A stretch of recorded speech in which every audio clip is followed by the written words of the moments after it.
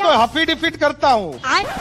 ये एफिडेविट है और ये स्टैम्प पेपर है, लेकिन क्या आपको इन दोनों में असली डिफरेंस पता है? चलो आसान भाषा में समझते हैं। स्टैम्प पेपर और एफिडेविट एक ही कैटेगरी की चीजें नहीं होती। देखो, स्टैम्प पेपर खुद कोई एग्रीमेंट या स्टेटमेंट नहीं होता। ये बेसिकली ऐसा मीडियम है जिसको यूज करके एप्लीकेबल स्टैम्प ड्यूटी को हम पे कर सकते हैं, और स्टैम्प ड्यूटी की रिक्वायरमेंट और पेमेंट का तरीका एप्लीकेबल लॉ और पर्टिकुलर डॉक्यूमेंट पर डिपेंड करता है। और इस स्टैम्प पेपर पर अलग अलग तरह के लीगल डॉक्यूमेंट्स बनाए जा सकते हैं, जैसे कि रेंट एग्रीमेंट, सेल एग्रीमेंट और दूसरे कई लीगल डॉक्यूमेंट्स। अब आते हैं एफिडेविट पर।